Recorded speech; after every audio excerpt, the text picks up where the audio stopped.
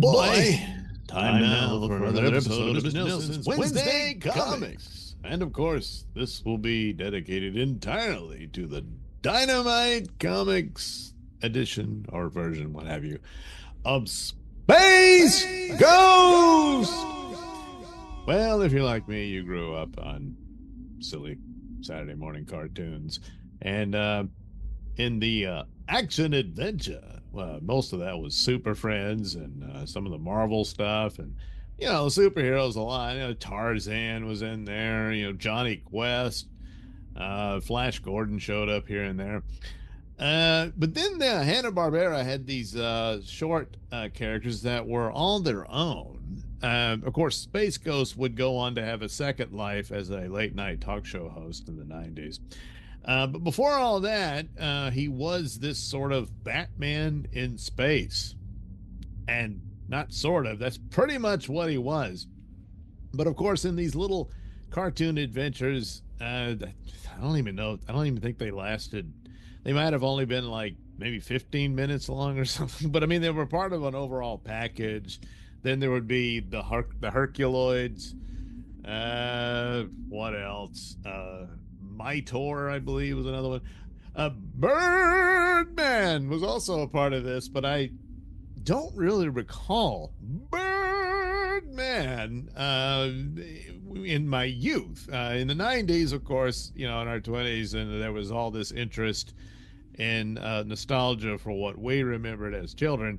And so a lot of these cartoons made a comeback, but Cartoon Network took the templates and, of course, made the Space Ghost show. Then they made Harvey Birdman attorney at law, but they were rerunning the Birdman cartoons, and man, the Space Ghost cartoons are kind of weird in their own right, but Birdman was really bizarre. But nevertheless, here was their own. Galaxy Trio was another one, which I guess theoretically they existed in the same world as Space Ghost. But anyway, DC Comics quite a while back, did a run of Space Ghost, which was sort of this, the typical serious take on superheroes. And it was fine. There was a bit of an origin story for him and all that. But this series is interesting in that it doesn't really stray away from the core concept of it. I mean, he's Batman in space. He's got his sidekicks and their little space monkey Blip and all that stuff. All that's intact, but it's still an overall sort of dramatic take on him and his story and whatnot. And again, very similar to Batman, or the tragedy he suffered, which puts him in this position, so on and so forth. And, of course, he has his own rogues gallery, and it's a reintroduction of a lot of those characters from the cartoon show. But it's still very child-friendly in that this is kind of reminding me, I wouldn't say it's on par with the excellence of the Batman, the animated series in the 90s, but it was that take where it's something that an adult can appreciate at the same time their child could. Early teens, stuff like that would be good for these space adventures and whatnot. So it starts off, Jan and Jace, we get their sad story. And of course, just like the Batman story, the sidekicks also have a tragic beginning. Here comes Brack, that's the version. And the like, and of course here he comes, Space Ghost, and they're off to the adventures they will have. He lost his family, they lost their dad, and so they come together and ultimately help each other out. He's pretty much a lone wolf on his crusade against evil in the galaxy and whatnot, and that's how it unfolds. And it flows very well. It's, for the most part, self-contained issues, adventures, and but also an overall narrative going forward, which is the way you handle that. I of course love Jay Lee's artwork, so I go for the Jay Lee covers when I can for this series because I just think it's fantastic. It's too bad he doesn't do more interior work, but what are you gonna do? The artwork interior is fine to pretty damn good, uh, and it fitting for the story. It doesn't get too distracting where you're like, ugh, that's not too great. No, it's pretty solid. Um, so quite a few adventures. Zorak, of course, shows up, and it's pretty nutty in this iteration of it. But it's some fun, interesting takes on it, and so it's a fun title. Um, and like I said, if you comic book fan and you've got kids, and this is certainly a series you could expose them to. It'll be fine. There's another classic villain from the old series playing out here, and it's all very well done, and it's knitted through in a more cohesive overall world for Space Ghost. And it looks like this was, I don't know, I guess it was by the time I got a hold of it, the rest of them were sold out, so I end up with this black and white cover. Would have rather it be in color, but it's more akin to their original appearance in in the cartoon and whatnot. But more of the same here. There's Crazy Zorak, and it's an interesting take on him as well, and results in a compelling story for Jace and whatnot, and development and sort of iterations between him and Space Ghost that plays out in an overall dramatic story that has consequences in later issues and that sort of thing. And it's well thought out and well rounded. So I gotta give him props for it in this day of, crap for the most part when it comes to comic books and the like. Um, but there you have it. Most of them, a lot of them, I tend to be. Well, no, I think most of them end up being two-parters. So there's like some cliffhanger, but others, one and done. But it introduces you to the villains, sets them up, explains them, uh, and they'll show up again, as is commonplace and superheroes, even ones that work in outer space and all that, or in the distant future, so on and so forth. So, like, this one was a one and done, but nevertheless, Moltar, I'm sure, will rear his ugly head yet again later on.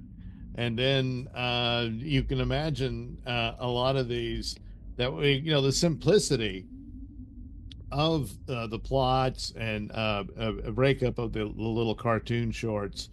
They get straight to the point. Hey, bad guy's doing stuff. Space Ghost needs to stop him. Uh-oh, bad guy's got something up his sleeve. It's going to be a little harder than Space Ghost thought. But Space Ghost overcomes it, and it's fine. But here, it's a bit more complex than that. But ultimately, it's the same thing. Here's the bad guy. He's up to no good. Oh, it doesn't look good for our heroes. But this one in particular is it has a bit of a heartwarming thing concerning the narrative of it. I don't know how else to describe it without spoiling it all.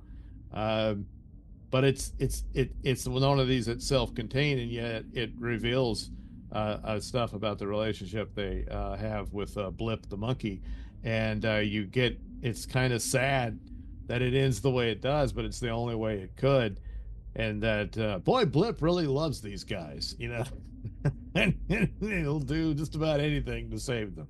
And so it's things like that that's also clever, and again well thought out, and done with some amount of care, where again I hate to keep doing the comparison, but it's just so much of it, of crappy attempts at comics, just some of things that are seemingly quite simple, but are just taken for granted and not even approached in the overall outcome.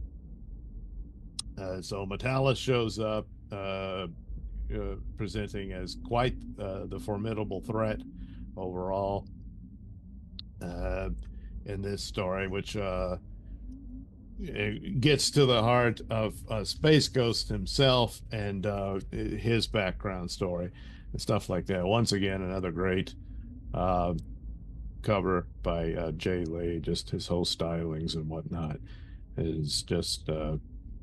I got to look at this stuff all day, you know. Again, too bad he doesn't do interiors anymore. But maybe one day.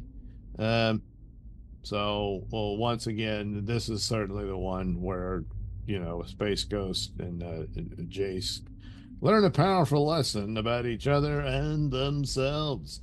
And, you know, that's important. So, uh, it's a recommend. I was holding off on it. I was a little late coming into it, so I got up to 10 issues and I thought I should, you know, give it the attention I now feel it deserves. And then this one, I do remember Space Spectre. He does appear in the series, of course, from the cartoon. I doubt that there was any indication of what the story is about Space Spectre, as there is revealed in this. I've seen similar stories play out in other characters and whatnot, but here it's again very well done and kind of. I wonder what they'll do going forward. Will there be any more Space Spectre? I suppose someone else could be the Space Spectre. um, but yeah, a good run here so far. 10 issues in, and I just think it's a guaranteed fun little ride for basic, simple superhero adventures and that kind of thing, and a nice little not really a redo or reboot or anything like that, just an appreciation for a very simplistic presentation of this character, Batman in space type thing, and going with it a little bit further, but not too much to lose its roots. You know, go dark, and you know, Space Ghost is banging chicks and all this kind of stuff, and breaking necks or whatever. There is some violence, but it's not to the point where it goes overboard, I don't think. Of course, then again, I've seen a lot of violent comic books, so. Space Ghost does get mad at his enemies, and you can understand why within the narrative of the story and everything. But who'd have thought that Space Ghost would be something that would catch my attention so much so that I'd be this impressed with it. But well, we live in strange times. So there you go, Space Ghost from Dynamite. I recommend it. So I think it's pretty good. And there's no filler, there's no lagging, any of that. You got 10 solid issues, which is difficult to say that about titles, just about all of them. Yeah. And so that's something in and of itself. So check it out, or I'm sure by now with 10 issues, there's probably already a trade on the way. You can have the full collection of those stories, and keep your eyes out for Space Ghost.